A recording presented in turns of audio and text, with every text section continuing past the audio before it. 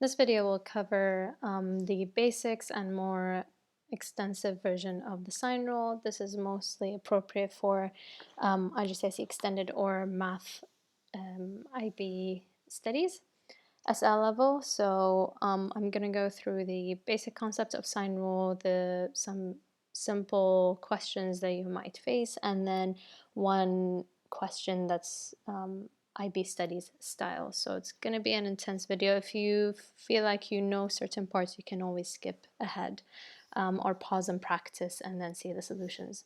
So the sine rule, and in another video we'll be covering cosine rule, are the two rules that we use for any triangle. So it doesn't have to be a right angle triangle. Funny enough, if you try for a right angle triangle, you'll notice you're going to go back to trigonometric ratios because you'll be using sine 90 and sine 90 will be equal to 1. You can try that out on your own. So trigonometric ratios are actually the SOHCAHTOA are actually a generalized version of the sine rule. So, and sine rule and cosine rule. So we will be focusing on how to use these in any triangle. So it's really important that you remember you are not allowed to use the trigonometric ratios when you don't have a right angle triangle. So the sine rule, the most important part or the establishing part of it is to know how to read the labels. So to label a triangle, and sometimes you might get ABC, sometimes the question will give you an ABC in an order that you don't want. It might give different letters. As long as you notice that the vertices, so the angles, are labeled in capitals, and then it's always the length opposite that's labeled in the lower caps. So this is in uppercase, and then you have lowercase c, uppercase b, and then lowercase b. This labeling is consistent throughout, so you need to remember that. The sine rule goes in two forms. So you have the length divided by the sine of the angle, length divided by sine of the angle, length divided by sine of the angle, and they're all equal to each other, so it's a ratio. Or you can always flip them. It works because you can cross multiply and they're ratios, so it should be the same. Now, obviously, when you're solving a sine rule question, you won't be taking all three because you don't deal with three fractions. You'll only be taking a pair. So this is what we'll try to do. We'll try to match with which pair. I'm also going to stick to one form of these rules, not both of them. So you need to be comfortable with either form. I would recommend you pause the video after my solution and you try the other form of the equation just so that you can practice how to use both of them. I'll be using longer methods, but you can always use shortcutted methods. Now, there are two conditions that could help you decide if you have to use the sine rule or the cosine rule. Sometimes it comes with practice, sometimes it's remembering these rules. You do not have to remember them, but they're quite good tips. If you have two angles, so you have two angles and the length between them, then you would use the cosine rule. Because if this was A, this was B, this was C, and then C, you can always use the, you can always match these lengths and angles with whatever you have here in the fraction. And this is one condition, and the other condition, again, you can match them. So if you have two lengths and angle not between them. So this would work as well because you are matching these two angle and length, so you can take one fraction and you have a length and then that you know, and you can find this angle because you already have this length. So this will be much clearer when we practice the questions. It's not something you have to memorize, but it is useful. So let's start with a basic question. I intentionally picked this one because it has different letters. So the question here is to find length r, okay, which is the length here. So you immediately match it with the angle that you have. So r will match with the 20 angle because you always go opposite. So let's start with our first fraction. It's going to be r, our unknown, and then sine. The angle matches with it, which is 20. And I have one unknown right now. So I already have one part of the fraction. I need it equal to another fraction, but I need to have numbers here. You can't have another set of unknowns. So I'm going to take a length, the 10, because I don't have this length. I don't have RQ, and you'll need another rule to be able to find RQ. So I have 10, but I don't have the angle associated with it. So remember that 80 will match with this length. 10 has to match with this angle, which I don't have. Well, always keep an open mind to the fact that you might have to use the fact that angles in a triangle add up to an 80. So this angle will just be, so the angle at Q will just be 180 minus the 80 plus the 20. So that will give you 80 degrees. So this will be 80. Now I've seen students assume that this is 80 because, well, this is equal to this. And then I go, how do you know? The question never said that this is an isosceles triangle. It just coincidentally happened to be an isosceles triangle. Do not assume what type of triangle it is, that the angles are equal or so, unless you've gone through the calculations, the correct calculation. We are allowed to assume that the angles in a triangle add up to 180, therefore 180 minus those two angles would give us 80, and coincidentally it's an isosceles triangle. So it is obvious that this will be a 10 as well, but we don't need to go there. So we have an unknown, a known angle, a known length, a known angle. So we have the setup with the fraction. We have a length that we didn't know divided by its angle equals to a length we do know divided by it. So we only picked two fractions here. And in this case, you can do the quick method of multiplying by sine 20 on both sides. So if I multiply by sine 20 here to the whole fraction, and then times sine 20 to the whole fraction, these two will cancel out because you're multiplying to the whole fraction. You're not multiplying it to the numerator and denominator. And you end up with r equals to 10 sine 20 over sine 80. So that's the quicker way of making r the subject. If you're not comfortable with this method and you want to stick to cross multiplying, we could always do that. So if I cross multiply, I get r sine 80 is equal to 10 sine 20. And then you'll have to divide by 80 on both sides. So you end up with r equals to, so we are dividing by 80 on both sides. And we get 10 sine 20 over sine 80. And be careful with any brackets, any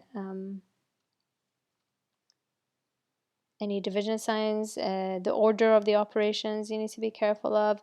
So this should give you a 3.47, and that is centimeters to 3 significant figures.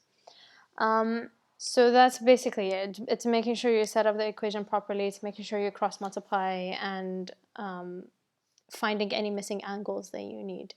It is always useful to find a missing angle just in case you need it with the length. So just the angles can always be found. Just make sure you always take the proper length. So we had to pick that 10, and then we figured out which angle it's associated with. So let's try a question where you have to find the angle. So in this question, it's find the angle at R. So we need to find this angle.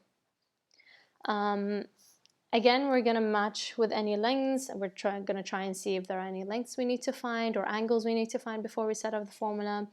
Or first, this is our R that's missing, and it is associated with this length, so always opposite to it. So sine R over 13. I could have easily used the 13 divided by sine R as well, but I'm going to stick to this formula. So We've matched this. Now I want to match an angle and a length that we already have. And we have the 100 and it matches with the 15. So we have sine 100 over 15. Then you can do what I previously did, which is multiply by 13 on both sides to cancel that 13, but you can always cross multiply as well. So we get 15 sine r 13 sine 100. Then you have to divide by 15 on both sides. So we get sine r over 13 sine 100 over 15. Now this will give you an answer, but it's going to give you a decimal answer, and a decimal that's less than 1. And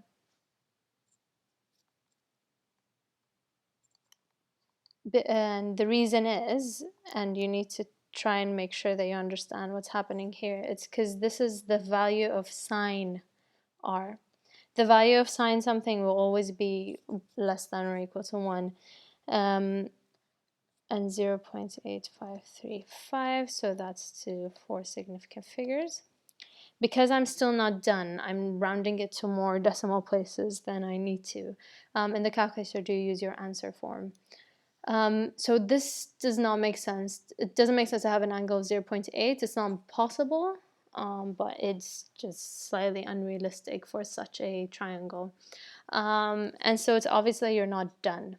And you need to remember that whenever you need an angle, you always have to end up taking the sine inverse, or the cosine inverse, or the angle inverse. It has to be in that form. So you have sine inverse of the answer, so will be equal to 58.59, and that's again to 4 significant figures, and so it's about 59. Let's say we round it to 2 significant figures. We tend to not round twice. You've already rounded it once, but I'm just taking the calculator version of this, so you can always just stay in this form. 59 degrees, so that's the angle of the triangle. You can always find this angle as well. Make sure that it matches. This time it might be slightly harder because you don't have QR. But that's how you'd find the angle as well. So the main thing to remember here is that you'll have to take the sine inverse. So this is the important step. This is not your final answer. So trying something a bit different, a word problem. This is typically what you'll face in IB style questions, even IG.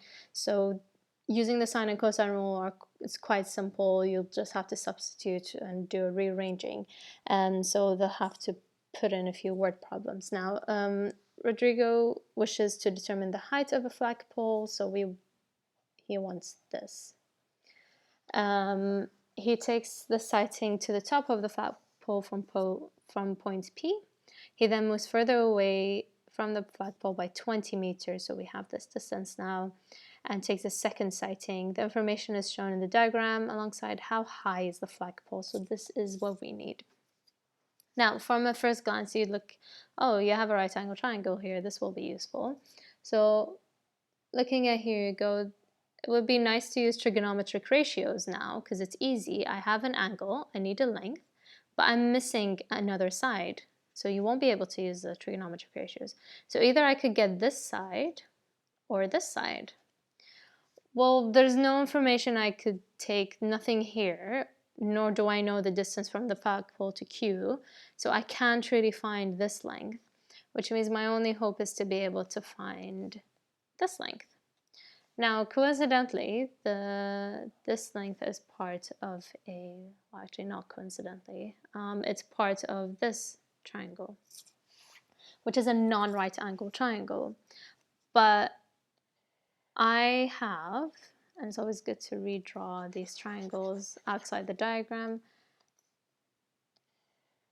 So this is our triangle. We have an angle, we have a length, we need this length, which is actually opposite this angle, so we can actually see a hint of using the sine rule. And so I want to use this 20. Unfortunately, I don't have the angle associated with this 20, so I won't be able, I'll have two unknowns. So I don't have this angle. Well, going back to 2 questions ahead, when we didn't have the angle, we just did 180 minus the angles we had. Well, I still can't do that because I don't have this angle. Well, let's look back here. This is the one we need, but in order to find it, we need this angle, which we don't have. And how nice is it that this is actually on a straight line? So we have a straight line, we have an angle here, we have this as 53, and we're missing this angle. And so you immediately go, well, this is just 180 minus 53. And so you can find the other angle, and that will be 127. So this is 127. And so we can find the angle that we need for this 20. So notice how I worked my way backwards, and that's how you typically solve really complicated word problems and those that require a lot of steps. Just think about what you need, think about what's the best strategy you could use, what are you missing, is there another way you could find those missing values? And retrace back. You can always write the steps down. I want to use trigonometry, but I'm missing the hypotenuse. To find the hypotenuse, I can go to the other triangle, but I need the missing length, and so on. So we found the 127, and so I'm able to find this missing angle, this angle, by taking 180 minus 127 plus 28, and that will give us 180 minus 155, which is 25 degrees. So this angle is 25 degrees. And now I nicely have all the values needed for the sine rule. I have my unknown, which is let's call it x. So we have x over sine 28. And then I have the length, the other length 20, and I have the angle associated with it, which is 25. And now I can cross multiply. And so this is x sine 25 is equal to 20 sine 28. And so x is equal to 20 sine 28 over sine 25. And that will give me 22.2173.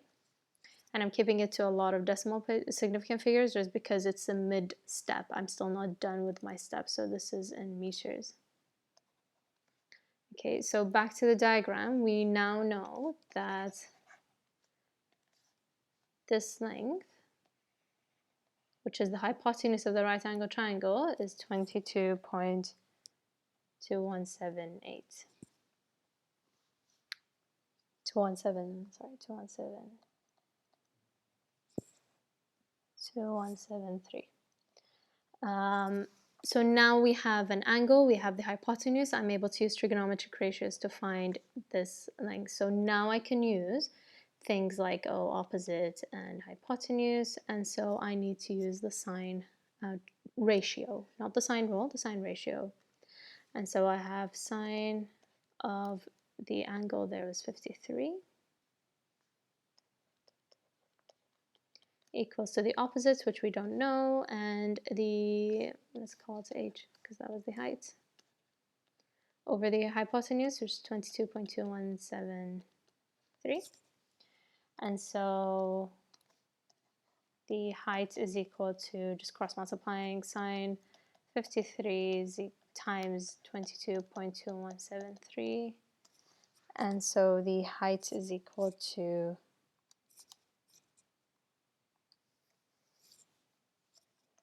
17.74 meters. Which makes sense because the hypotenuse of 22, so you need a height that's slightly less. If we had this length, then obviously we would have been able to use trigonometric ratios immediately. We also would have been able to use this bigger triangle maybe, but we didn't have this information, so that was a bit of an obstacle. So go back through the question and try to see what the method that I went through, the steps that I went through, try to summarize them all. Hopefully this video clarified any concerns or questions about sine rule. Do watch the other videos related to trigonometric ratios. A similar format is used for the cosine rule.